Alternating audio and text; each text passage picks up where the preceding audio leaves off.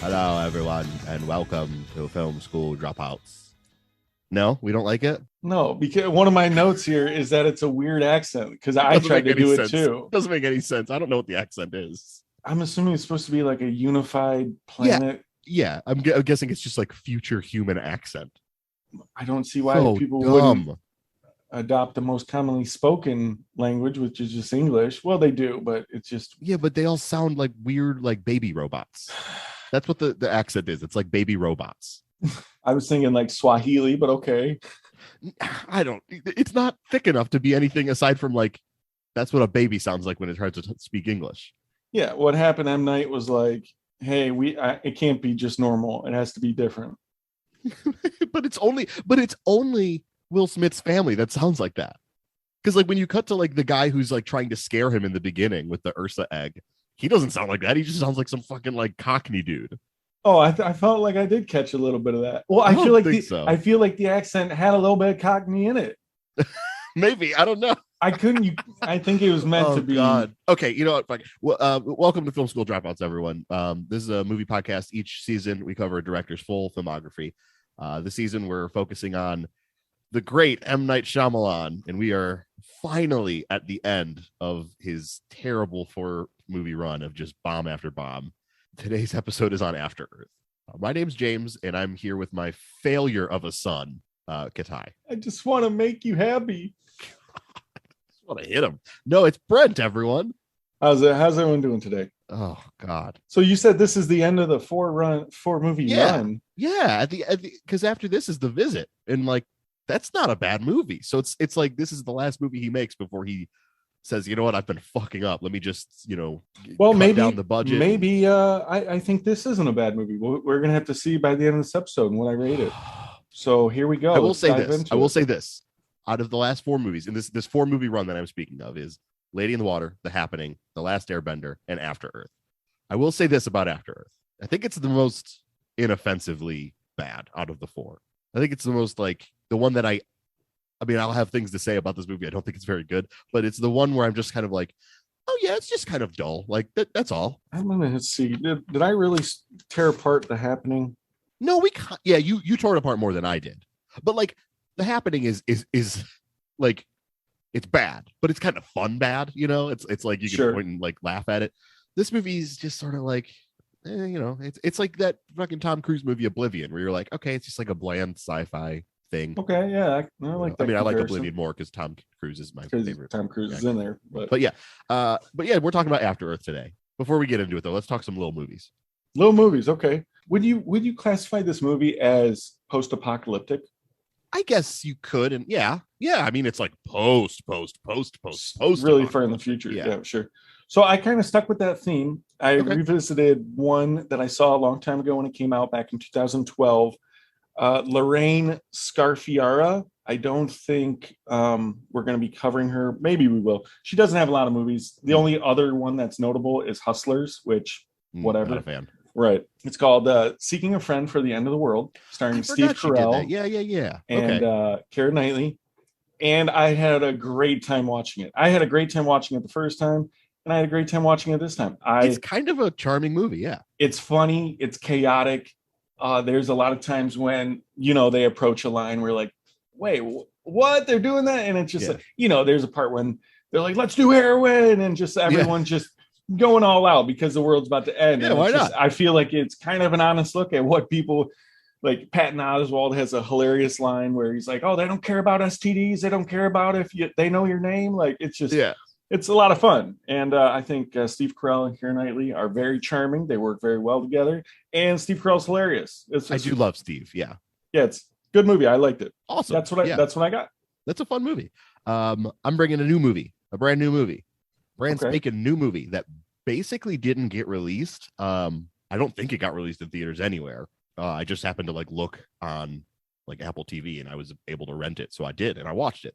The movie is called Old Henry, and it stars Tim Blake Nelson. Oh yeah.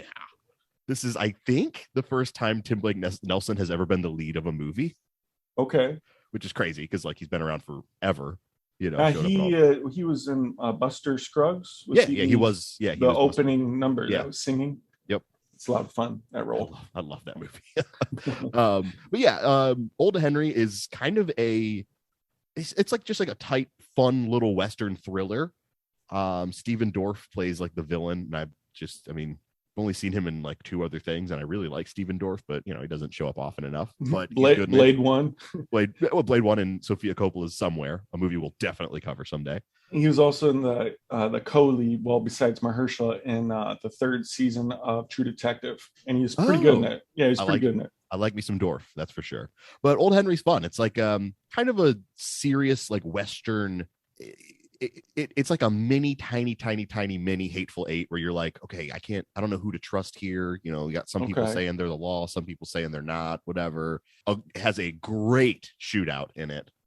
Just a fantastic Old West shootout, and nothing like too major here, but like a delightful kind of twist in the movie. Nothing to the degree that we're going to be talking about this season or anything like that. But there was like kind of a twist near the end of the movie. I was like, that is very cool. Okay. And Tim Blake Nelson, I just love him. I love him so much. So he's pretty good. I was happy to see it. Happy to see a fun Western. I think I just saw a poster for that, so it's kind of ironic that you brought it up. I think it just got released on VOD like yesterday or something like that. So that's okay. Maybe. All right. Well, that sounds good. Tim Blake Nelson, he's talented, and there's a lot of these people that, back in old Hollywood, they would deem, oh, you're not attractive enough to be the lead. Well, sure. Now we're expanding our minds and be like, oh, actually, talent matters a little more. Yeah. Well, I think it kind of goes in circles, because it's like you go back to the 70s and like the heroes of your movies looked like freaking like just hung over. Like the lead hero of Taking of Pelham 123 was like Walter Matthau, looking like he just woke up from a bender, and now I love me some Walter Matthau. Me too. I sure do love Walter Matthau, but it has gotten to the point now where like every now and then you'll get a movie where like that character actor that you've seen a million times is now able to lead the movie because they're interesting. Yeah. And yeah, it's just nice to see Tim Blake Nelson. He's all like run down. He looks like shit. He's great. Sweet. Love it. So, all right, that's enough talk about Old Henry. Let's step out of the past and step way into the future and talk about M. Night Shyamalan's 2013 sci-fi adventure flick, After Earth. Every single decision we make will be life or death. But if we are going to survive this, you must realize fear is not real.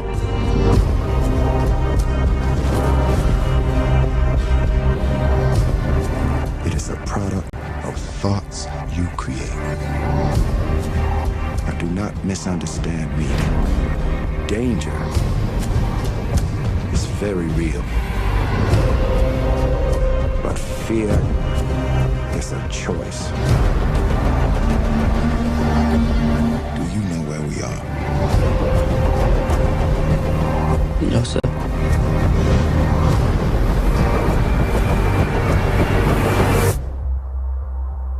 This is Earth.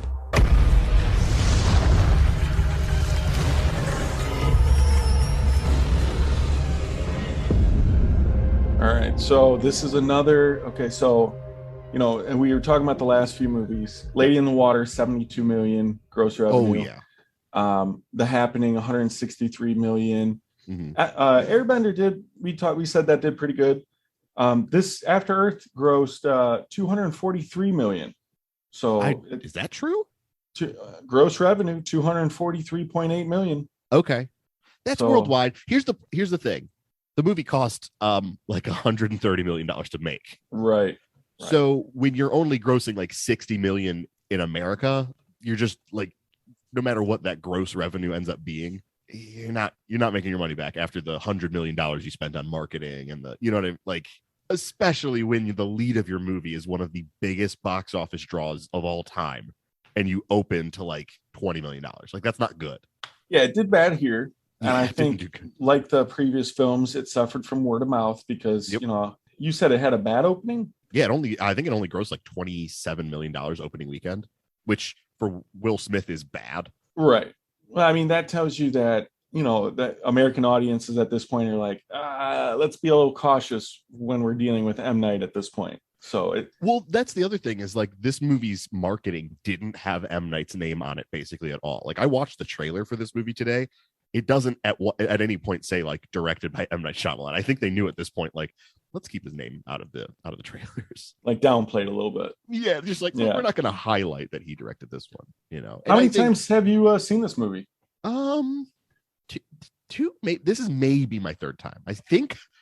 Here's the thing: is I don't remember if I saw this in theaters or not because this movie's boring and like I just like maybe I saw it in theaters, but it's not like I could have possibly remembered that experience. So, right. But I've definitely seen it once before, maybe two times.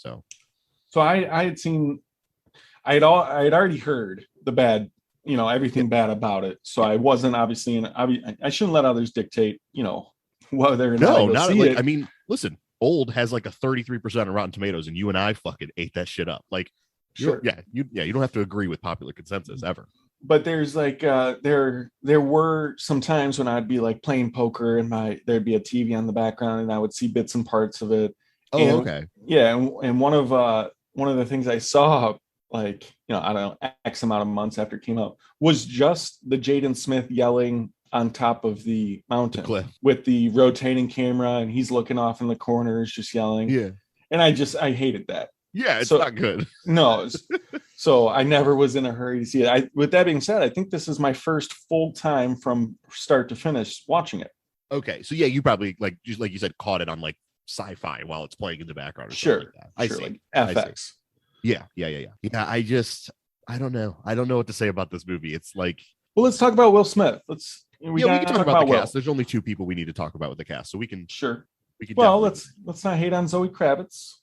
Well, I mean, yeah, we can definitely mention that Zoe Kravitz shows up, and I do love her, but her and Sophie Okonedo don't have much to do. So no, they don't. But Will Smith, this is our first Will Smith movie. It's kind of a bummer that this is our first Will Smith movie. It does suck a little bit. It does suck. we should have. Yeah, I don't know. We should have picked like Barry Sonnenfeld just to do the Men in Black movies first or something fun. You like Will Smith? Yeah, I mean, I grew up on Will Smith, right? Like you and I probably Fresh Prince. Yep. Exactly. Fresh Prince, one of the only TV shows that I like when I became an adult bought on DVD because I was like, gotta have that Fresh Prince. Grew up on that Fresh Prince. Yeah, it's great. I mean, had that album, that first Fresh Prince album. I love this story. He was so determined to be success when he was when Fresh Prince was getting made that for the first 3 or 4 episodes, when others are talking, he is mouthing their words because he learned everyone's part and what they would say. He is a hard worker. Right. Well, he wanted to be a success. So he studied every single ounce of the scripts, and there's some parts where you can see his mouth way. Yeah. So oh man. Yeah, but I mean I grew up on Will. I remember I think Men in Black must have been the first my first big exposure to Will Smith because I've seen Men in Black 6 billion times. Like I just know that movie like the back of my hand. And I think, during the 90s, he's basically, up there with Tom Cruise and Nicole Kidman and Robin Williams. Yeah, Jim Carrey. Yeah, like he's just one of the top dogs in the 90s and going a little into the 2000s. Yeah, I mean, what's there to say about Will Smith? I think he's you're introduced, you're kind of Men in Black, not Independence Day. I mean, Independence Day was... No, I think... what year was Independence Day? Because I think want to say Independence Day was 96 and Men in Black was a year after. Yeah, correct. Yeah. So I think Independence Day, I'm 4 years old. So okay. I'm not, and that movie's a little bit more frightening and violent than Men in Black. So wow. Wow. What? I remember like it was iconic when it came out. Like everyone and their mom was and like movie. Oh man, I was 10. Okay. Yeah. Okay. So you were prime. It was huge. And I was way too young. Welcome to Earth. Boom. And I'm just like, he's the coolest person ever. Well, that's the movie. Yeah. That's the movie where he becomes like, he goes from being like the funny guy on TV to like, oh, he's the biggest action like star on the planet. He's the best. But yeah, Men in Black was my way in because I was, by the time Men in Black came out, I was 5. I think I probably saw it when I was like 7, like on VHS. And that movie's just silly enough to be like appealing to kids.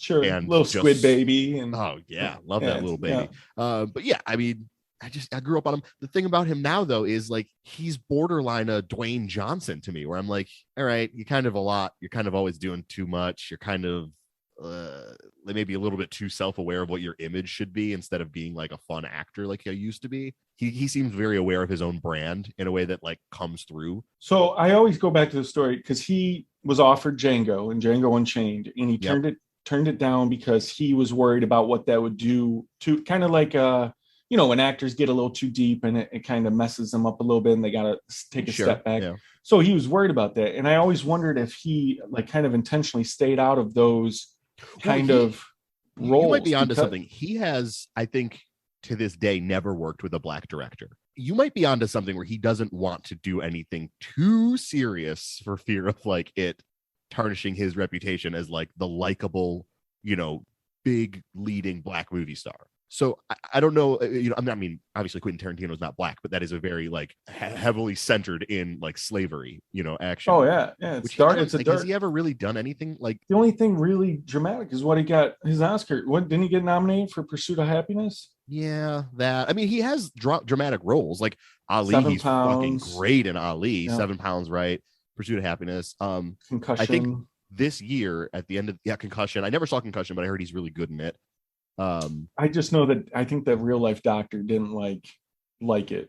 So yeah, that's fair. Whatever. But I think at the end, like end of this year, he's starring in a movie called King Richard, where he's playing the father of Serena and Venus Williams. Oh yeah, no, that looks good. Yeah, and I think that'll be the first time he's ever worked with a black director, which is weird. But I mean, I don't know. He's obviously very aware of his brand as like the most liked black movie star probably on the planet. I mean, also, are there that many of them? I mean, yeah. Now yes. they're popping up more and more. But in the 90s, it's crazy that he never worked with Spike Lee, or he never worked with John Singleton. You know what I mean? Like, true. I mean, never showed up in any of these movies. Spike likes to go with the message heavy. Oh, I mean, yeah, of course, yeah. Which I think that might tell you about what kind of movies Will Smith wants to make, not those. I always kind of like recently I've kind of lumped Brad Pitt together and Will Smith. Oh, okay, interesting. Because I always just thought they both were not the most talented, but they were pretty. They were good looking. Okay. Obviously, Will Smith leaned much more heavily into the action blockbuster. More charisma. Right. The thing about Brad Pitt that I've always found fascinating is he's mediocre when people are using him as a movie star. Like when people are like, this guy's the hot leading man, not very interesting. Like he is hot. He is a good leading man, but not much there. But like now that he's gotten a little older and he's doing shit like, like his appearance in 12 Years a Slave or Once Upon a Time in Hollywood, where he's a little bit more grizzled and being a little bit more of a character. Awesome. Love it. I hated him in 12 Years a Slave. Really? I thought he was so boring. I mean, he's only got like one scene, but yeah, I know, and also because everyone else in that movie is like perfect, so he just I don't know out of him. But anyways, like sure, back to Will Smith. I don't think Will Smith has ever done that. Like Will Smith has never, very rarely. I think Ali is the only movie I can think of where I'm like, oh, Will Smith is giving himself over to a director and like letting himself be used and letting himself fall into a character instead of just being. That's Will Smith on screen. Sure. All right. Well, yeah. I mean, Will Smith. We can both agree he's the man. But yeah, he's one of the men, and he's in this movie, and he's fucking boring as shit. Well, it's a weird choice. Okay, so just a really quick like recap on the development of this movie. Just I can get through this really quick. Will Smith. He kind of has his own production company. He's already made Pursuit of Happiness with his son Jaden. He's kind of bouncing around this idea of like making a movie for Jaden to be the star of that he can be in, that he can kind of say to Hollywood like, hey, this is my son, he's going to be like the next big thing.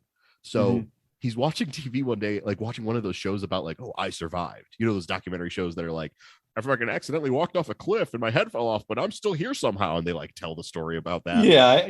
I've heard of them. I will never watch those, but no. But he's watching that, and there was like a story about like a father and son who crashed in the wilderness, like in their car, and the son had to go off and find help. And he's like, that's a great idea for a movie. And I think he hires the writer of this. No, he hires some other guy to write the script. And then like during development is like, let's set it 1,000 years in the future. So instead of it being like they crash in West Virginia or whatever, they crash like on Earth in a spaceship. And he gets Gary Whitta to write the screenplay. Then he gets M. Night to come on and direct, who then like I think co-writes the screenplay with Gary Whitta. And I'm honestly, I think what this movie is supposed to be is and it's a very meta movie. Like the movie is extremely meta.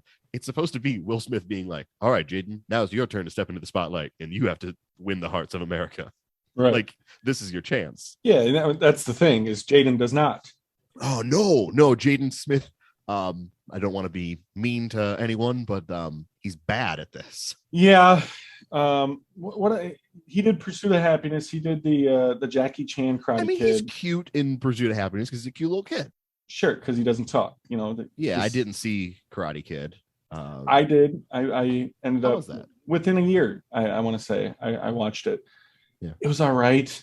I still think the original's better. Well, I mean, sure. Even with Jackie, I love Jackie Chan, but he's one of my guys. Yeah, sure. And it's just, but the biggest thing about it was Jaden Smith was not very good. No. Here's what I have a question. Why did they name that movie Kung Fu Kid? Jackie Chan's he doesn't do karate. Sure. Yeah, he's Kung Fu. Yeah, that's name it the Kung Fu Kid. But they wanted to, everyone would have gotten it. Everyone was like, oh, they're doing the Karate Kid, but it's Kung Fu instead of. Anyways, let's not. American, we're not the smartest people over here. They'll figure it out. You give them a lot of credit over here. I know. How many people on the other side of that would be like, why didn't they just name it the Karate Kid? Yeah, you're right. Oh, the legacy of that franchise should live on. Like, yeah, they'd be fucking annoying. You know what I'm saying? Yeah. Oh, you're right. Yeah, Jaden Smith. I don't want to be mean to him. He's not very good at acting, but as far as I understand, he doesn't like acting. He's like, this isn't what I want to do. Like, especially after this movie, he's like, no, thank you. I don't want to do this. So I'm not even like, I mean, he's bad in the movie. It's a harmful performance. It's not good. I didn't like watching it, but it's not like he kept cramming himself down our throats being like, no, I'm the new hot actor. Like he was very much like, no, I'm going to fuck off and go like, write music and be a weirdo on Twitter. Yeah. Is he a music guy? I know. I think Willow, yeah. I don't know. He does music. I don't know. He's a weirdo. He does like a lot of charity work though. Like he's done a lot of I think he did a lot of shit for Flint when all that was going down. He was like donating tons of money to Flint and all that stuff. So yeah, I mean that's good. Yeah, nothing about his character off the camera, but no, not at all. We're not reviewing his character off the camera. We're reviewing his performances on the camera. And it sucks because my very first note, I might as well just say it. Jaden Smith is not good. No, he's very bad.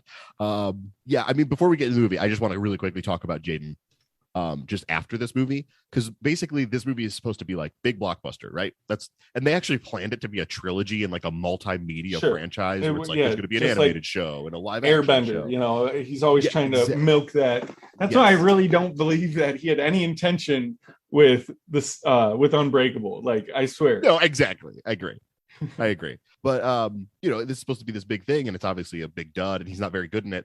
And I was looking up his acting credits after this movie. And more or less, he does like small independent like TV shows or really tiny indie movies. Like I remember he was in the Get Down on Netflix.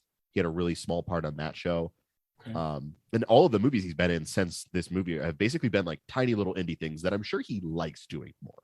So sure, this big blockbuster, that's a lot of pressure, Yeah, especially when you're starring alongside one of the most charismatic leading men in history, your father, who's basically looking at you being like, all right, do the thing I did. Come on, kid. Do it. Exactly. No, I totally get what you're saying. This movie, like you said, it didn't get a very good reaction. I think it's 11% on Rotten Tomatoes, audience score of 36%. So not a lot of people like this movie. Yeah. And I think one of the reasons why is because, like I mentioned last episode, the trailer for this movie.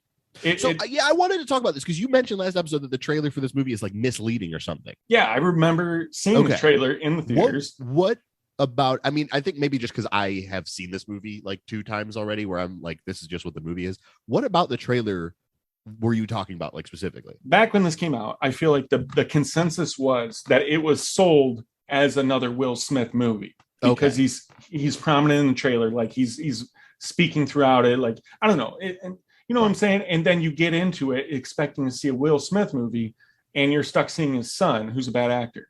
Right, and Will Smith is like sitting in a chair, half asleep the whole movie. Exactly, literally half asleep, passing in and out. Yeah. So that's why this is, I consider it one of the most egregious trailers because it was kind of sold as a Will Smith movie, and people went to see their boy, the Fresh Prince, and they got stuck seeing a kid yelling on a mountain. Yeah.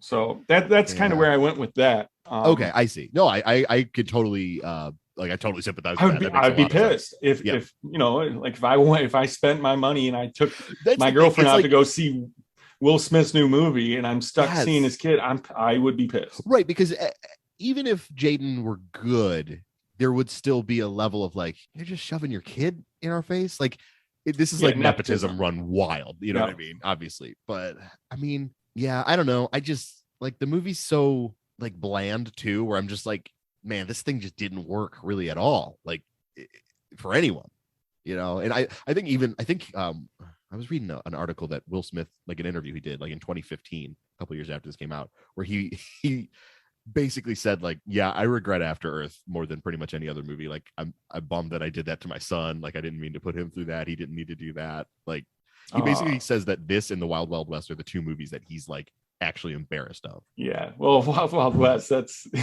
a whole different beast famous, right there. Yeah, that's a famous disaster. So all right. Well, let's dive in the plot here a little bit.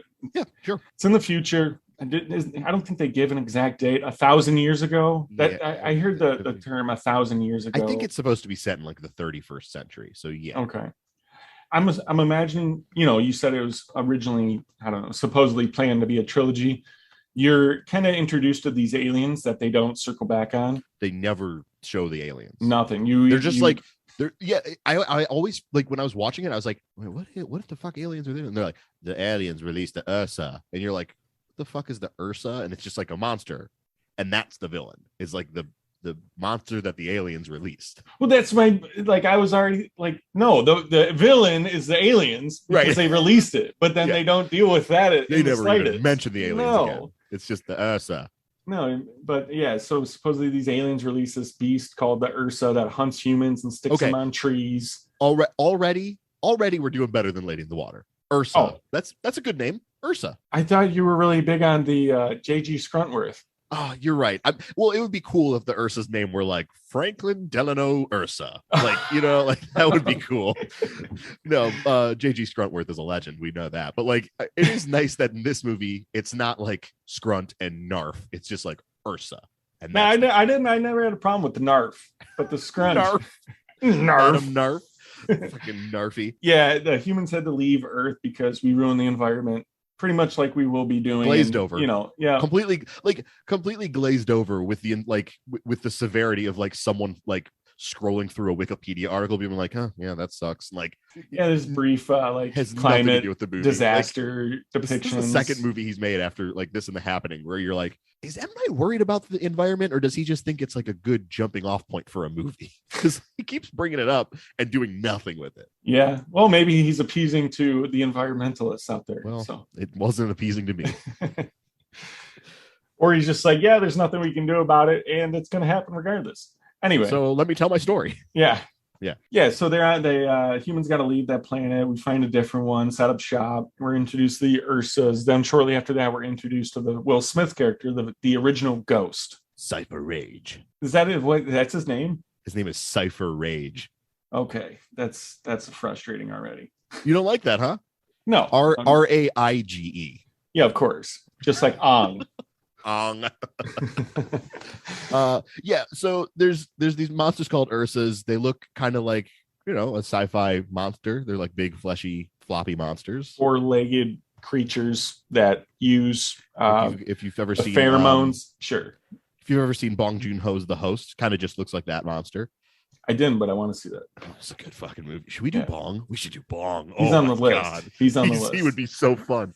Yeah, so these things, they don't have eyes, they can't see anything, but they can smell your fear, and that's how they kill you, is they can smell your fear. And there's like frustrating parts of this movie where I'm like, that's kind of cool, I guess. And then later in the movie, he talks about how the Ursas will take dead humans and like pin them up on branches, because that's supposed to be a thing where if you see it, you start feeling afraid so they can smell you quicker. It's like a trap they set. I'm like, well, that's really cool. I want more of this. And then there's that. Okay, I'm just gonna. There's things that M. Night does here that work. That like whenever he shows you something cool, there's a lot of really cool visuals and whatnot.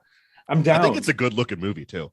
Yeah, I think it's crisp. You know what? I'm just gonna say it. I liked the score. Yeah, it's James Newton Howard's again. Another like I'm like, this is a sci-fi score. I don't know. There's a lot of parts where it crescendoed, and I was like, yeah, this is great. This is going right with it. So obviously, I think it's a good looking movie, though. This is one of the first movies shot in and projected at 4K, which is like at the time was like a pretty new format. Now pretty much everything's in 4K. But in the cinematographer, his name is Peter Sachitsky.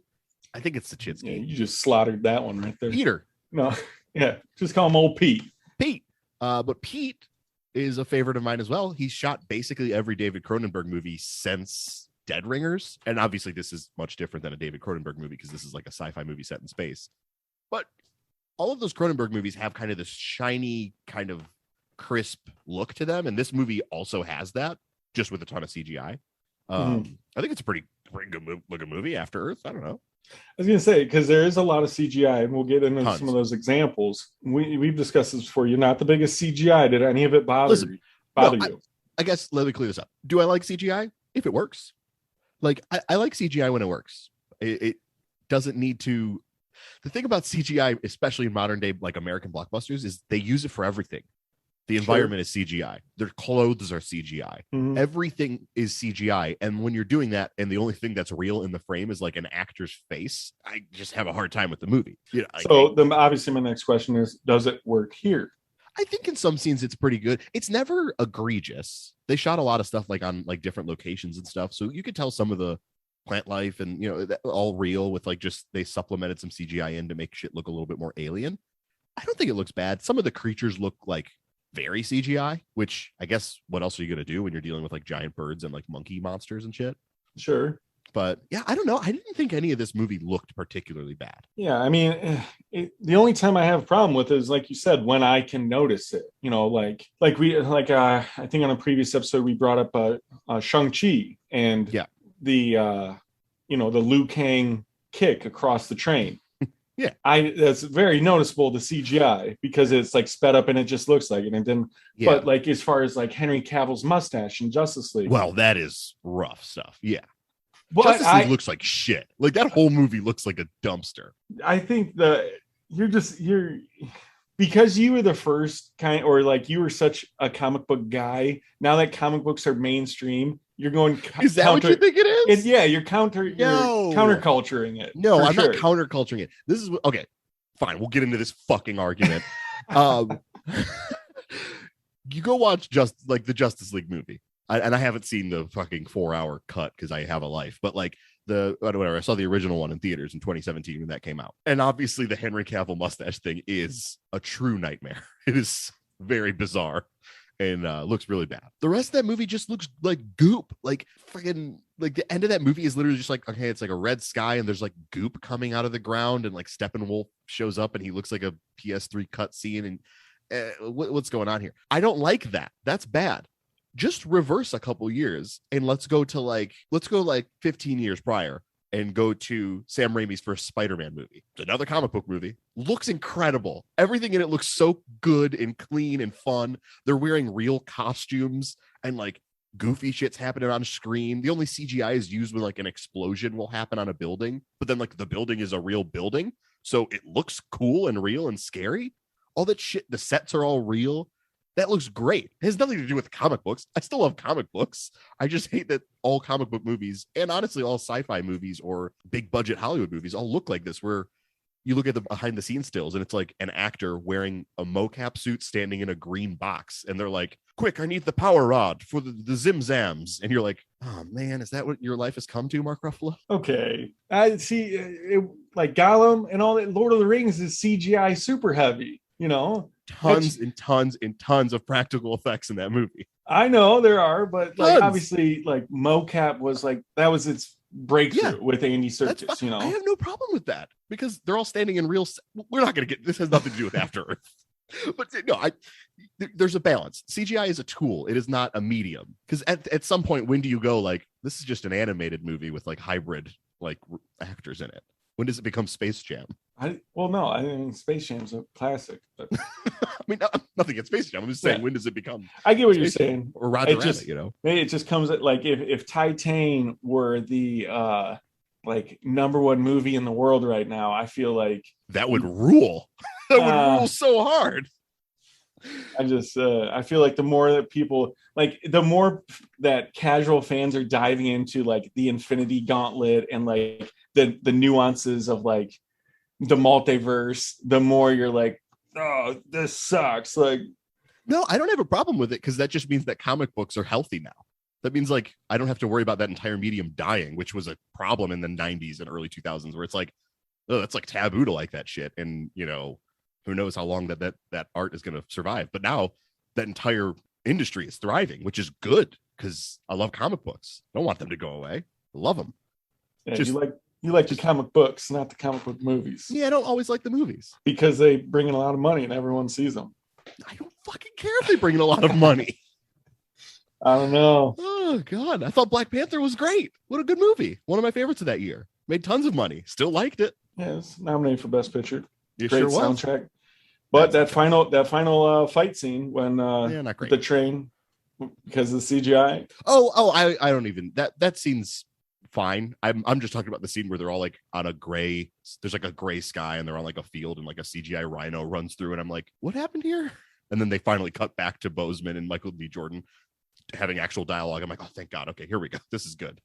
But just the war. You didn't like the war part of that. Yeah, it got very like, looks like every other movie they make. Just looks like why are we talking about this? Oh God. I can't get dragged into MCU arguments. Yeah, this will be an ongoing thing. Oh God. All right, let's go back to the plot here. Save it for when we cover fucking, I don't know, Jon Favreau or something, and we have to talk about Marvel movies. I don't even think he's on my list, but he will eventually. All right, back to After Earth. Okay. Will Smith, he's the first original ghost. You know, he's the first one that is able to walk by these monsters without having. We didn't say yet. Ghosting is when you feel no fear so that the Ursas can't see you and you become invisible and you can basically just fatality them. Mm-hmm. So pretty cool idea. Sweet idea. Yeah, they're basically painting Will Smith's character as a badass because he's the original. You know, he's the first one that's ever been able to do this. I almost bought into it. I just think I needed like one or two more scenes of him actually being kind of a badass, because there's only one scene where he like walks slowly up to an Ursa and like cuts its throat and then walks away, and you're like, that was cool. And then the rest of the movie, he's just a grumpy dad. That's the thing. Like right after you're introduced all that, is that the major problem, that they just completely misunderstood what they were doing? Like the movie should just be a Will Smith movie. That's the main problem. Well, come on. I mean, yeah, you can't shove someone down our throats, and especially if he doesn't want to be there. And that's kind of really the biggest problem, because people love Will Smith and they wanted him to be a badass, and you got it for a half a second, right? And that was it. What is the other thing? Like, Will Smith, big action star, right? What's the other thing that we all love Will Smith for? He's funny. Comedy, yeah. He's funny and charming. This movie, no charm. No, it's because no smiling. He doesn't smile at all. Well, that's the thing. They try to make him come off as this badass, but you don't get enough of it. And that doesn't excuse his attitude, like his behavior, like, because he's not a likable character here. And he's also not he's not likable, but I also don't like hate him. I'm just kind of like, I don't really like that guy. Like, he's kind of you know, I don't even have a strong feeling towards him. Yeah, I mean, there's one part that comes up in a little bit, but after you get, you know, Will Smith's character, you're introduced to Jaden Smith trying way too hard. It's like a jogging course and he's like sprinting, and it's like, okay, this kid obviously is trying really hard. He still fails exam. His teacher says he's not ready. Well, he doesn't fail his exam. He passes his exam with flying colors, and his teacher says, in the classroom, you're a perfect ranger, but out on the field, you break down, you panic, you freak out. And I'm like, oh, I wonder what this is going. And then later in the movie, when you actually see what he's talking about, not to be insensitive or rude, but he's a little bitch. Like, that's his problem, is he's just like a little punk ass bitch when he goes out in the field. And it's also worth noting that all his classmates are way older than him. It looked like it. Yeah. He's young. He's trying to excel. Yeah. Because his dad is like the GOAT, you know? Yeah. Yeah. But, you know, his teacher fails him because this is the first time you hear him really start to whining. No, sir, please, I must. And it's just like, oh, right off the bat, it's like rough. Yeah. Because he has there's nothing Jaden Smith can do about this. It's just his voice that he was born with. He has a very shrill and thin little voice. Yeah. So like, even when he's trying to just read lines, you're kind of like, Kind of wish he would shut up, dude. Like it's rough to listen to. His character might qualify for wanting to get punched in the face. Yeah, let's go ahead and mark him down. Yeah, let's put him on the list. He's going punched. on the list. Yeah, I'm sorry, bud. Just a nice hard one to the face, just to make him shut up. Just to make him shut up. Yeah, take a knee and actually take my fist. I'm going to take it back. He's not going to get punched. I'm whapping him upside the head. Just a quick whap right behind the head. Like, shut up. Whap. No, I kind of want to see him cry. I'm going to punch him. Well, if you want to see him cry, I guess put him in a mildly dangerous situation and he'll have a fucking tantrum. Oh, God. So that happens. His father comes back from a mission. They're at dinner that night. Will Smith's character proceeds to be a complete asshole to him. Yeah. Jaden Smith's character proceeds to be a whiny little girl. Yeah, that's it. And that's pretty much. Oh no! And you get a little follow-up scene where the only time you're gonna really see the mother. Yeah, aside from flashbacks. Yeah, and she asks Will Smith's character to be a father. So this is the whole dynamic they have: is Will Smith treats Jaden like he's a superior officer. Mm-hmm. He like treats Jaden like you are one of my cadets, and Jaden plays into that. He like doesn't really fight back against that at all. He's never like, you need to be my father. Like he's always just like, yes sir, and like kind of just allows it. I just got triggered. That was good. Yes sir. Yeah, so then the mom's like, yeah, you need to be a fucking father and stop being like his commanding officer or whatever. Let's get through all this shit, because I don't want to talk about the family dynamic. Well, that just means he's probably been like that since birth. Forever. Like that's at the very least since the daughter died. My thing is like the mom asks him that says that he needs a father. Will Smith's character proceeds then to not be a father. Correct. But the whole thing, there's like one time he hugs him that shows just the slightest bit of fatherly love. Like, even at the end of the movie, he's still sort of like you get a tiny little joke at the end of the movie where they're sort of friends. But even at the end, he like salutes him. Nothing in this movie says that he's a father, and he doesn't even try to be a father. No. And it sucks. But so that's that. Okay. I will say that there are a lot of those scenes at home and like their apartment, and even just looking out at the landscapes, whatnot. The technology was cool looking. There's a lot of cool. Yeah, I did want to talk about like kind of the cool tech and the cool like design of things in this movie. I love the setting. It's pretty cool. I think the setting worked very good for me. I like the futuristic stuff to begin with. Now, I don't know if you caught this. It was very subtle. They didn't really highlight it, but there is a really cool piece of technology that they have in the future when they eat dinner. They have little 3 chopsticks. They've got chopsticks, but there's 3 of them. They're 3 little clear chopsticks. How futuristic. That's pretty wild. I was like, oh, they're eating with chopsticks. That's interesting. Then I look closer. I'm like, they got 3. What they got 3 chopsticks for? I was kind of just distracted that whole scene by just the aggressive father talking. Yeah. And then even like just right before that little segment ends, Jaden Smith is just staring in his room, just standing there. That whole scene at dinner is so infuriating for the audience because you can't pick a side. Like Will Smith, he's being kind of a dick to his son. You're like, oh man, you should lighten up on your son. And then the son's like, I'm gonna get up and I'm going to my bed. I'm all done having dinner. And like you're like, yeah, like little worm. Yeah, exactly. And then Will Smith immediately, he's like, request denied. And you're like, Jesus, this guy is also, you just can't pick. There's no, you don't like any of them, like you're just like, all right. Not a lot of people are likable. Throughout the movie, this is another one where he just kind of peppers in flashbacks, kind of like in Signs with the flashbacks to the wife dying. You just get these flashbacks of like somehow at some point in Ursa performed a B&E on their home and killed their daughter. Yeah, so they had 2 kids originally. Yeah, the great Zoe Kravitz was one of them. And yeah, you just see left.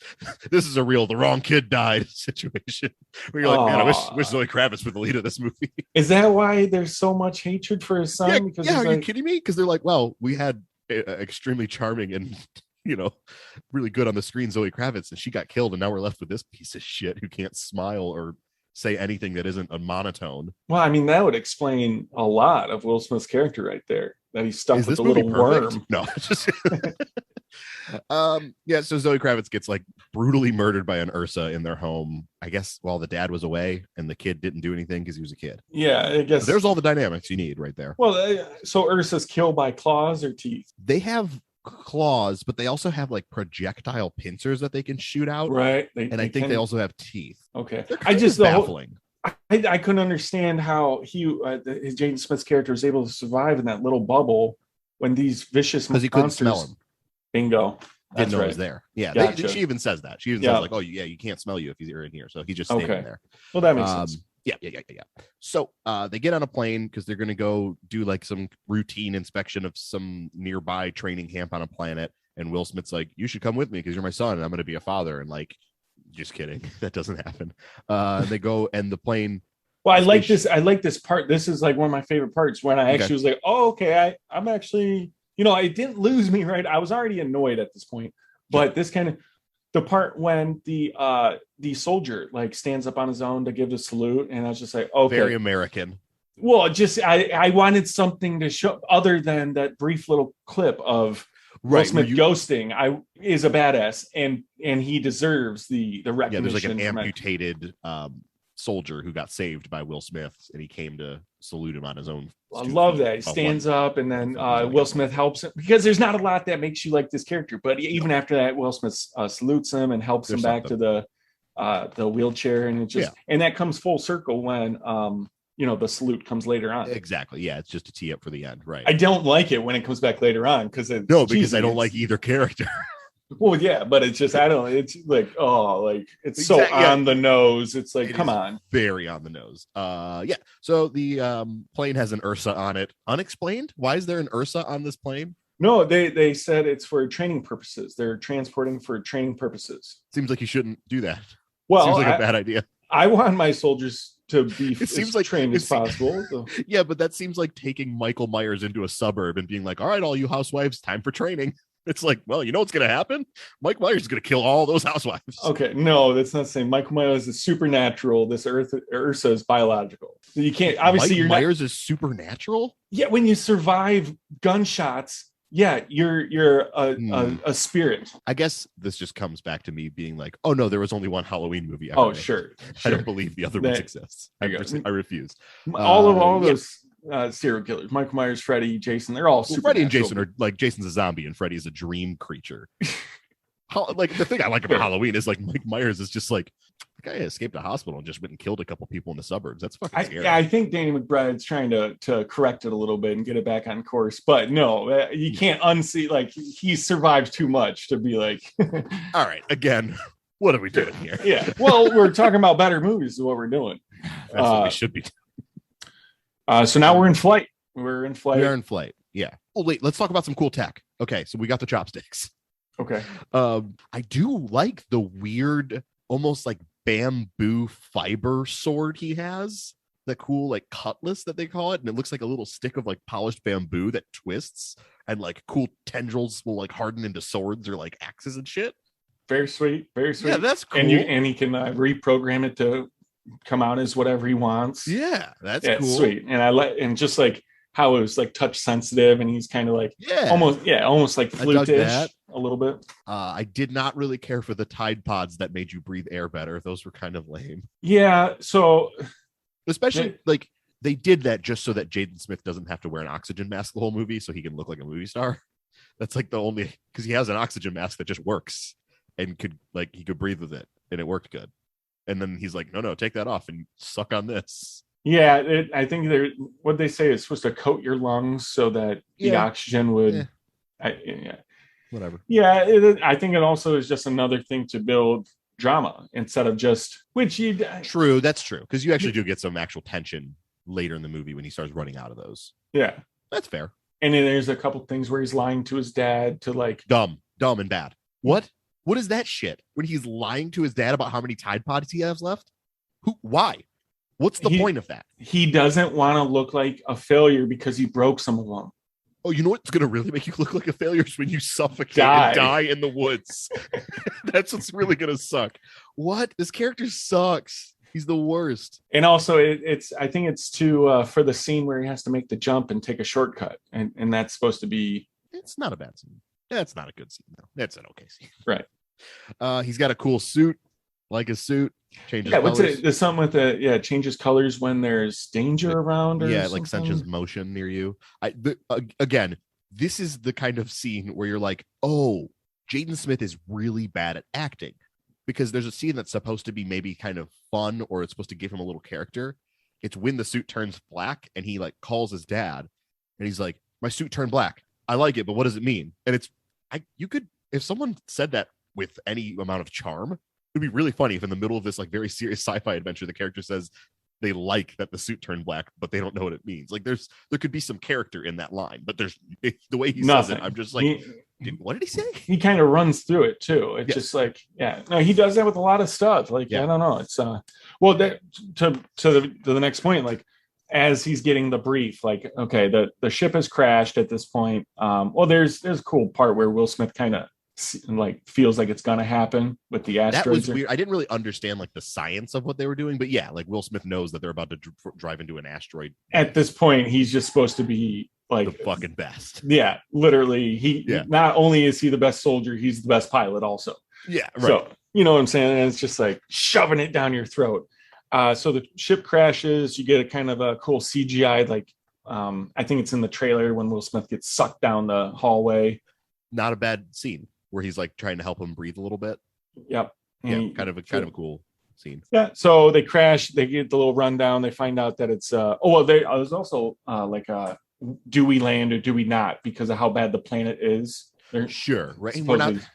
Another thing, movies like this, where I'm like, the movie's called After Earth. We know that like they left Earth and they get back to the fucking planet. And they're like, oh, what's this crazy planet? We shouldn't land here. Oh, who knows what this planet is? This seems like a dangerous planet. And I'm like pointing at the screen with a blank face. I'm like, that's Earth. There it is. We're back at Earth.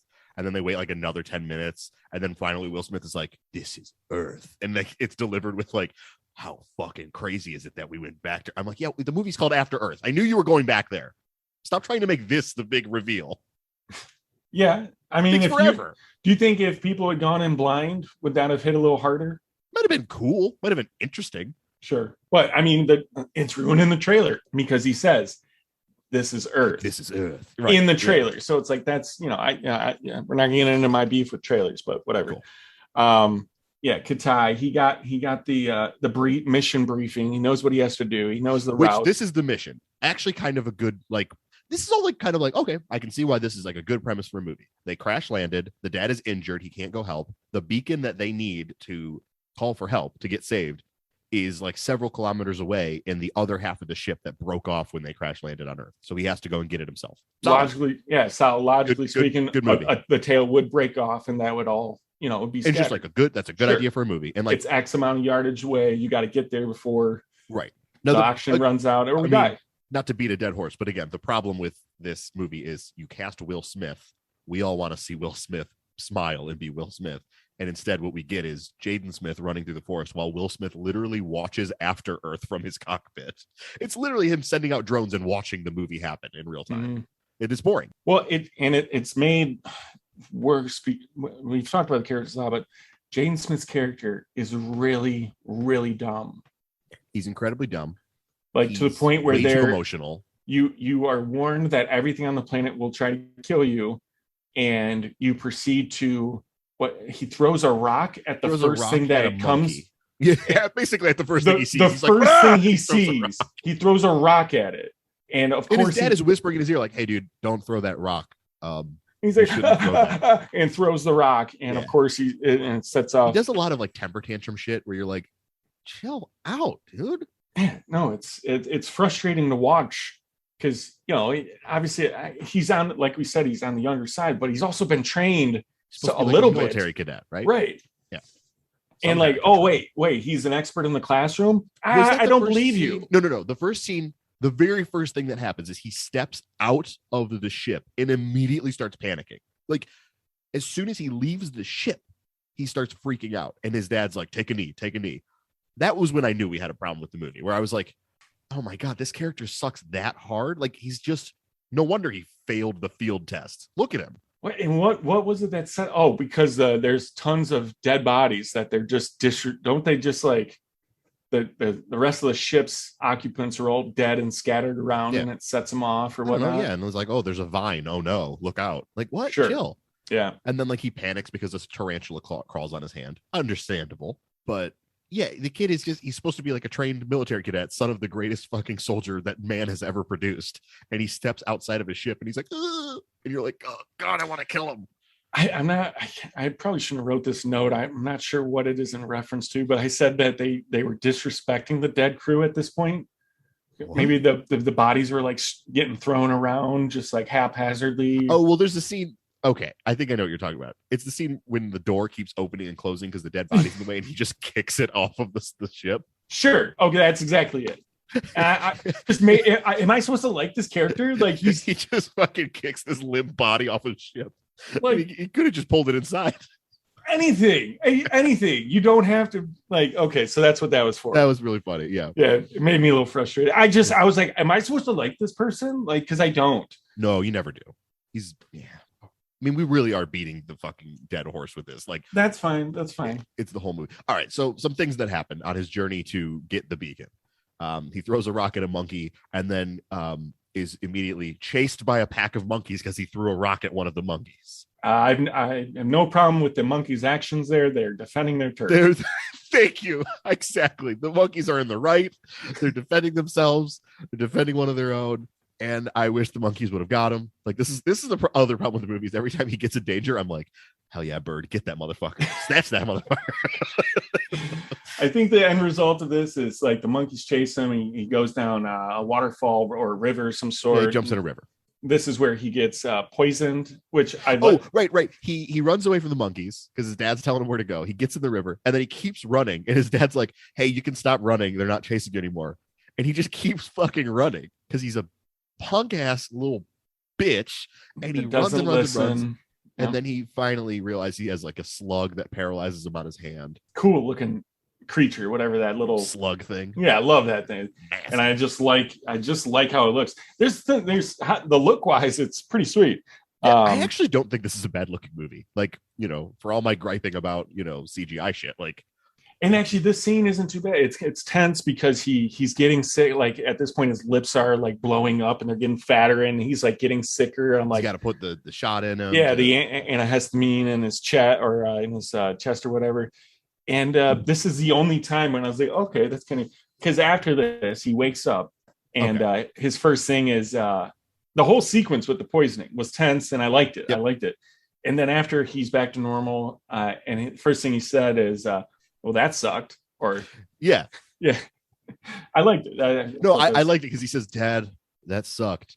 And then it shoots back to Will Smith and he says like affirmative or something like that. It's good. That was the only time where I was like, nah, that was pretty good. Yeah, that's the only bit of levity. Heart. Yeah. The other thing that sucks about that scene though is like it's tense. He gets the shots in. You're like, okay, cool. He got the shots in. And then there's like a 30-second clip of him laying on the ground while Will Smith is like, all right, now you're just gonna have to lay there. You're just gonna kind of have to lay there motionless for a while. You're just gonna have to lay there and lay down and do nothing and don't move, and you're gonna have to lay there. And I'm like, fuck, this is boring. Like now I just have to watch a kid lay down for 30 seconds and it immediately cuts all tension out when the main character is like, and now we're gonna lay down and take a little nippy nap. Yeah, I mean, it's just no one wants to see anyone just chill. It's like come on, let's go. Anyways, was this right around? There's a pretty frustrating jump cut when I think Will Smith is like talking, like it was like out of nowhere, and it just jump cuts to lightning. I think they're by a fire or some sort. He's telling like a story or like. I'm not sure. I don't remember this. No, but it was. I was like, oh, that was terrible. It was jarring. It was right when he's telling him about the first time he had to ghost or whatnot, or the first. Oh, time. That scene is so boring. It's it's so like a little bad. campfire. Yeah. Yes, he's like half asleep and he's like, "Dad, tell me about the first time you had to go ghosting." Yeah. And like you're thinking like this will be fucking sweet. Do a flashback and it'll be badass and get to see. Mm-hmm. No, Will Smith just like half awake is like, I went for a run, and the Ursa he showed up and I fought the Ursa.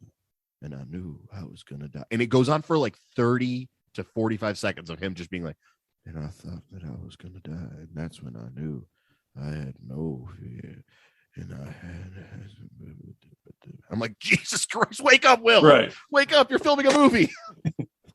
It's so boring. Yeah, I think it's just supposed to, like, because later on when he actually does ghost, it's like supposed to, he thinks about those words, and they just needed some audio in the background for why it's happening. But sure. Right after that, yeah, it's just like you're treated with a nice 10-minute, like, whatever that was, and then it jump cuts to like lightning, and it's just jarring. I didn't like it, but no, it's bad. Yeah, and then he like, there's the scene. Okay, so he at some point he like crushes 2 of his Tide Pods, so he can't breathe for long enough or whatever, and he doesn't tell his dad for reasons I don't really understand. Because his dad then just goes, hey, show me your fucking Tide Pods. I can tell you're lying because I'm monitoring everything about you. And nothing comes of it. Like, he's like, abort the mission. And then this is your favorite scene when Katai throws a temper tantrum on a cliff. Brutal scene. I don't know why M. Night chose to shoot it like this, but at the same time, I don't think he was going to get anything better out of Jaden. So It's just, it's like the camera's like up above. Is it supposed to be like one of the drones is looking at him? I don't know. It's really bizarre shot. I didn't get any. No, it's just I don't. Yeah, Jaden Smith's like yelling off in the corner. It is cool when he finally jumps, but it also does something. It also sucks that the wings opened up, because I wanted him just to plummet after that directly to his death. Yeah, it would have been great if that malfunctioned. Oh.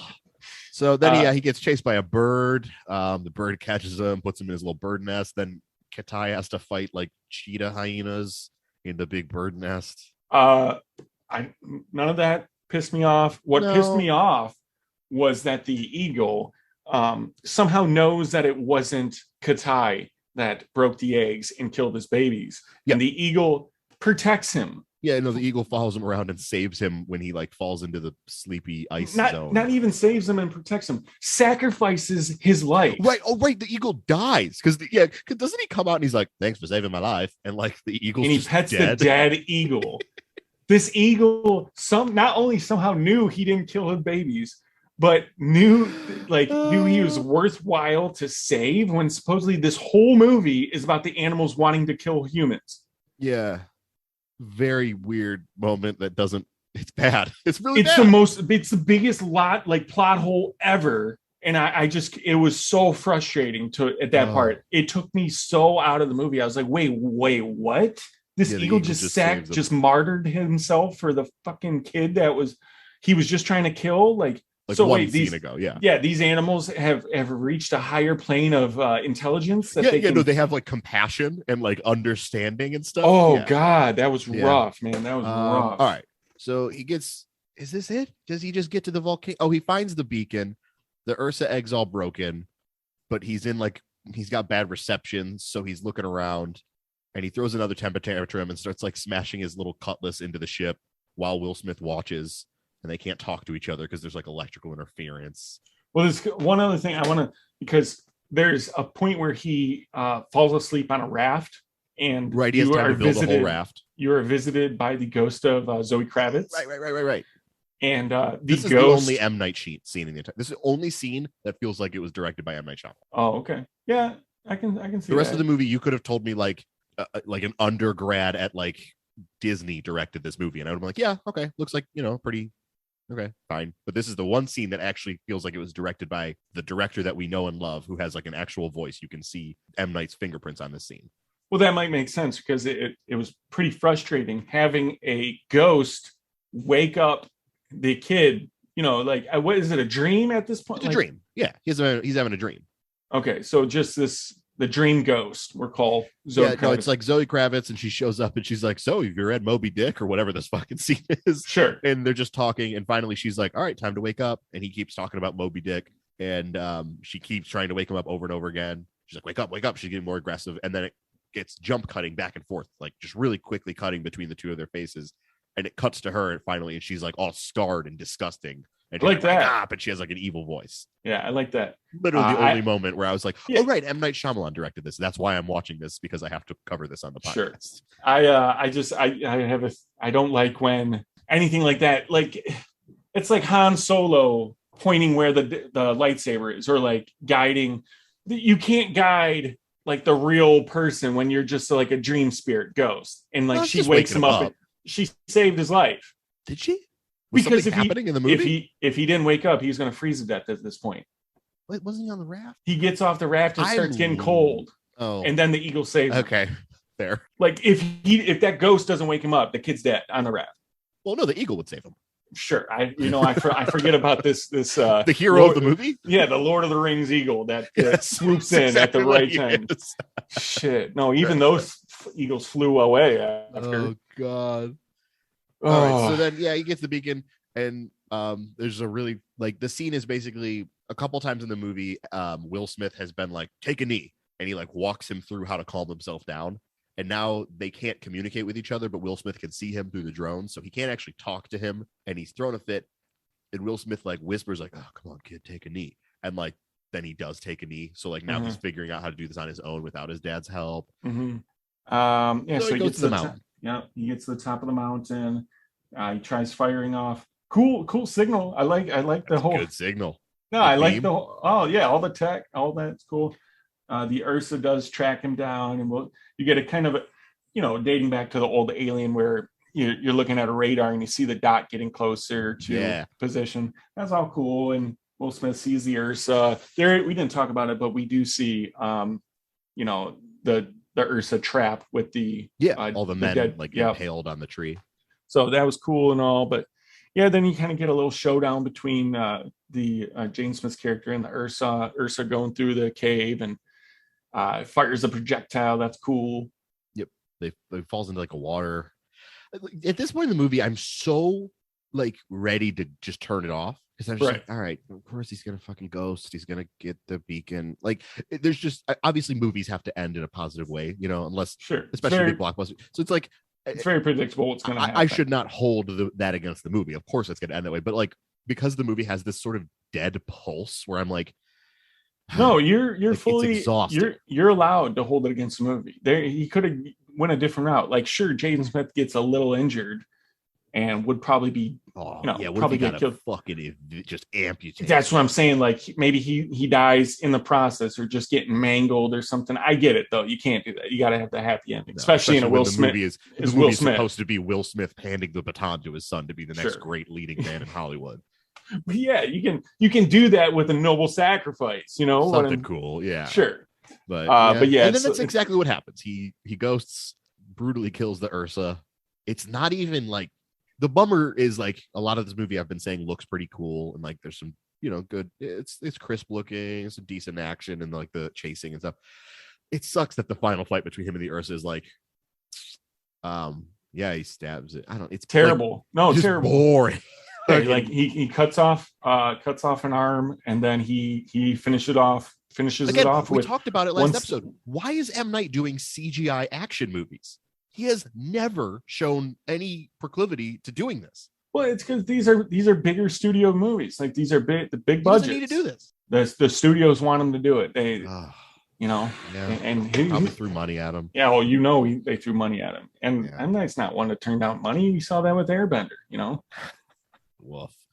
So then he fires off the beacon. They get rescued. He says, "Dad, I want to work with Mom," and the dad says, "Oh yeah, me too." And that's the end of the movie. Yeah.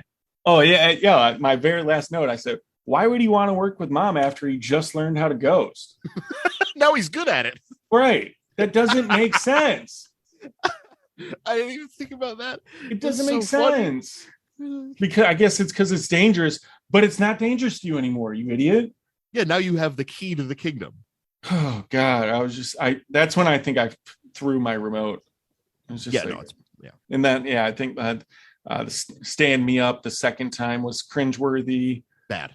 Yep. But my last note was great score. So which we already talked about. And that's how I feel about After Earth. All right. Well, I don't feel much about it. What do you rate it? Rate the movie for me. Give me that rating. I gave it the same score as The Happening, 1.5 stars out of 5. Oh, interesting. Yeah, I gave it a 2. Surprised I liked it marginally more than you. I originally did have it at a 2, but the more I thought about, the more plot holes and it's not good. Specifically, the eagle is the eagle lost it. The eagle sacrificing itself literally brought it down a 0.5 point. Yeah, everything alone. And also I was thinking because of the last few movies that we saw, maybe I was elevating this a little bit. Oh, I see. Because I just saw some dumpster fires of a movie. Yeah. That because I saw something relatively closer. Okay. That I let me ask you this. If you're a fan of M. Night Shyamalan, which you and I are, I understand there are people out there who just don't like him. They think like all of his movies are bad, or like only The Sixth Sense was good or whatever. I understand if it's not your thing. But you and I are fans of M. Night. We like the guy. Yes. Especially when he's doing the thing that he's good at. Like it's fun. Mm-hmm. Do you agree with me about my theory about the 4-movie streak where he has from Lady in the Water to this? It's just 4 bad movies in a row. Yeah, for the most part. Okay. What's your favorite of those 4 movies? Because I'll tell you right now, mine's The Happening. Mine was, you know what? No, I'd agree. It is The Happening. Right. I'm surprised. Okay. What did you give The Happening? 2.5 stars. Okay. Yeah. Okay. Yeah. All right. I like The Happening, but yeah, it's just like a bummer that he does these 2 like Hollywood, like these 2 movies here are like a phase of his career in and of itself, doing Last Airbender and After Earth, because they're not his style of movie. It would be like if Christopher Nolan went and made an MCU movie. You're like, okay, it's probably going to be pretty. Or like good. A rom-com. No, I think an MCU movie, because the MCU movie is its own brand, whereas like these are like Hollywood sci-fi movies. They're their own kind of brand of like section, maybe a rom-com, I guess, but the big budgetness of it, whatever, it just doesn't work in his favor. And it's like, I guess I'm glad that he only did 2 and then got out of it. Anyways, my rating of this movie is 2 stars. So we already, whatever. You would say that the 2 that you're talking about are Airbender and After Earth. Yeah. Like kind of big budget, Hollywood, like... not really his voice, like say what you will about Lady in the Water and The Happening. Those are M. Night Shyamalan movies. Those are like directly from him. But Last Airbender, definitely an adaptation of an already successful property being channeled through this huge budget, blockbuster. And After Earth is a Will Smith story. This is Will Smith's baby. Yeah. He literally just hired. I wonder if that's because, he felt like he was going to his well too often. Like, because obviously like Lady in the Water, like that's M. Night all over it. And maybe he was like, oh, maybe I got to do something else. Because he followed that up with The Happening, which is, I guess, another sting, like where he's like, oh, maybe I'm doing this too much and it's not working out well. Yeah. But... And so he just tried to flex his muscles. But the good news is after Earth, he does something very, very smart, which is he downsizes on the budget. He takes out a second mortgage on his house. And he fully finances his next movie by himself. And we'll talk about that next week when we talk about The Visit. Okay. Well, that sounds exciting. It sounds like he was desperate also. Yeah, but we'll talk about it. Because like the way he talks about it, it was very, very smart what he did. Like just in a creative fashion and like financially, just it was a good move. But we'll talk about it next week. Let's play the game. Play the game. Okay. Now, we're just gonna do Will Smith. I was gonna try to tee you up, like I was gonna scare you that we were gonna do Jaden Smith. Oh, no. I mean, like we said, we've named his projects. Like, what else could it be? So we'll do I'm gonna have Brent try to guess the top 5 grossing Will Smith movies. All right. Well, this shouldn't be bad. Let me just run off a few real quick. Independence Day. Number 3 is Independence Day. Okay. Men in Black. Number 5 is Men in Black. Okay. After Earth is not in here. No, After Earth is way down there. I know it was critically bombed, but was Wild Wild West? Did that make money? That's like his heyday. No, that's probably about number 20. Okay. Hancock. Hancock number 6. You're so close. Oh, okay. Bad Boys. Bad Boys. No. Oh, I thought 2 might have. All right. Here come the hints. Number 1, big remake of a classic animated movie. Oh, Aladdin. Correct. That is his highest grossing film. Aladdin. Are you kidding me? No, I'm not kidding you. It is the highest grossing film. I have been thinking about maybe I should, just to even spice up the game more, maybe I should run all of these numbers through an inflation calculator. Oh, okay. Because obviously Aladdin is going to be his highest grossing movie because it's his most recent movie and it's like a big, Disney blockbuster. Sure. But that movie made like $355 million domestic. So I'm wondering, like, you already guessed Number 3, Independence Day, 306 million. Not too far behind, but also like decades earlier. Yeah. So I'm wondering how, like, just inflation wise, I've been thinking about maybe changing. I get it. Like, isn't it Gone with the Wind still number 1? Correct. Based right. on Exactly. inflation, because like everyone in the country saw it. Exactly. Right. Exactly. No, I totally get it. So you've got number 1, you've got number 3, and you've got number 5. So you need to guess number 2, which is a superhero movie that he was in. I said Hancock. That's 6. No. This is a bit of a twisted take on the superhero movie. Ooh, kind of edgy. Ooh, it fucking sucks. This movie sucks shit. Massive hit. The fact that you're not immediately guessing this is funny to me, because it was such a big hit and it's so reviled. Everyone hates it. Pretty recent. There was a sequel that came out earlier this year. He was not in the sequel. Oh, Suicide Squad. Correct. Suicide Squad, his number 2 film. You're telling me number 1 is Aladdin, number 2 is Suicide Squad? This correct. This is Will Smith's legacy, what we're talking about here. Oh God. You already guessed number 3, Independence Day. Number 4, maybe my favorite Will Smith performance. Maybe my favorite Will Smith movie. Really big hit, kind of a sci-fi action movie.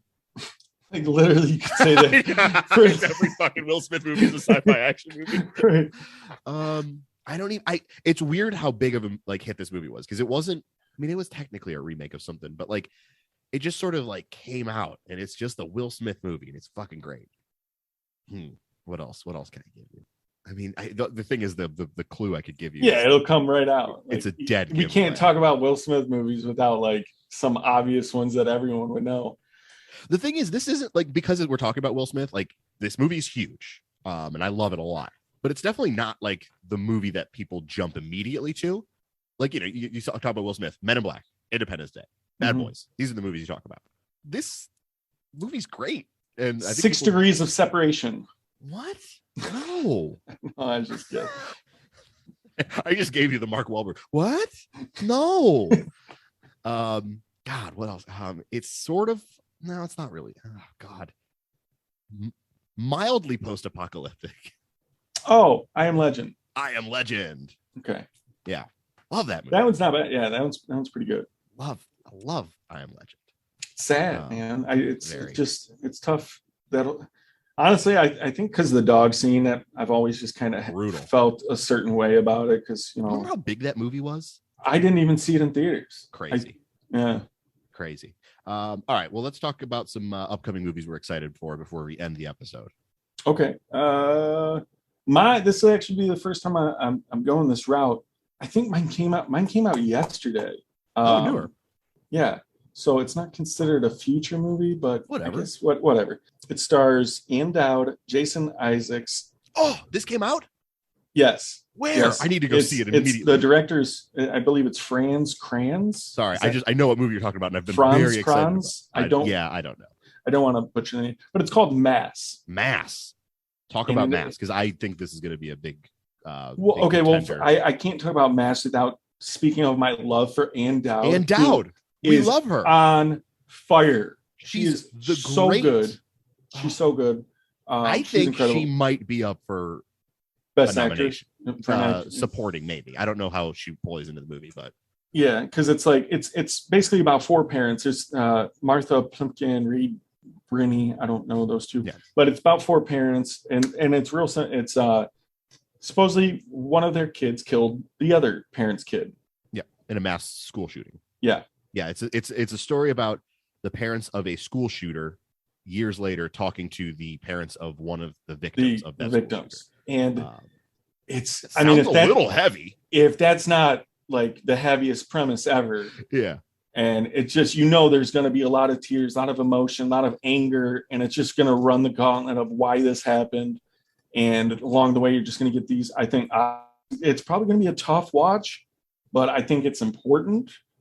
And I'm like really looking forward to this. Yeah, I'm expecting some feathers to get ruffled with this movie. Yeah, for sure. So, and I think movies are supposed to ruffle some feathers. So, well, they're not supposed to, but they can. And no, they should. Sometimes every they should. movie should ruffle feathers. No, I'm cool. Every movie should be the most controversial thing ever made. Yeah. So yeah, it's called Mass, and it just came out. And this is a pro Ann Dowd podcast. We fucking love her. She's so good. She's one of the most she's probably one of the most exciting supporting actresses out there. She's the female Bill Campbell. Well, that's the thing. She's so hot right now. She's so hot. She's smoking hot. So and Dowd is like a sweet old lady, but she's awesome. She's just awesome. The best.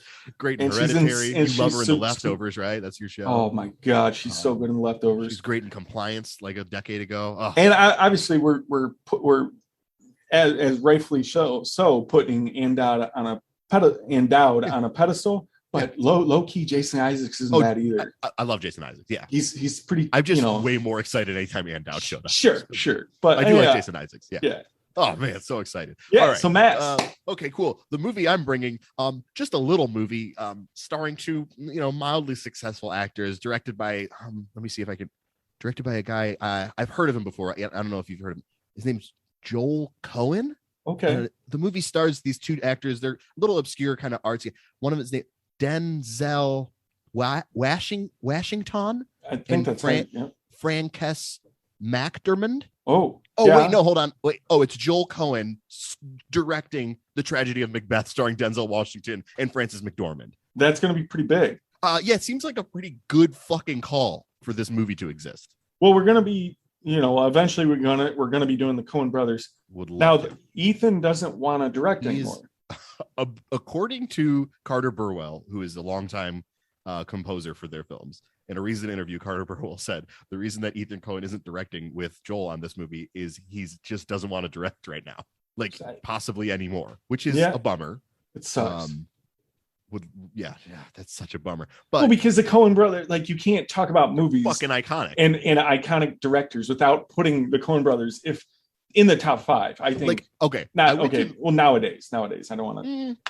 No, but I'd still say you could. Sure. I went to the movies yesterday, and the trailer for this movie played, and you could feel the excitement in the room when the screen said from Academy Award winner Joel Cohen. You could already tell people were getting hyped, and then you saw Denzel and you saw Francis, and I could hear people going oh my God, it's Frances McDormand. Is this like Macbeth? And then it says The Tragedy of Macbeth, and people were stoked on that alone. And now this isn't I know Macbeth. That's Shakespeare. It's Macbeth. He's just doing Macbeth. Okay, so whenever actors want to be taken seriously, they go to Shakespeare. They do Shakespeare. They do Shakespeare, and it's they flex their muscles. Absolutely. And it's Denzel. That is the ticket for me. Joel Cohen adapting Shakespeare for the screen. I'm interested. I'm already that'll be really weird, and I'm interested for that. If fucking Colin Firth were playing Macbeth, I'd be yeah, of course. Of course this British guy, whatever, sure.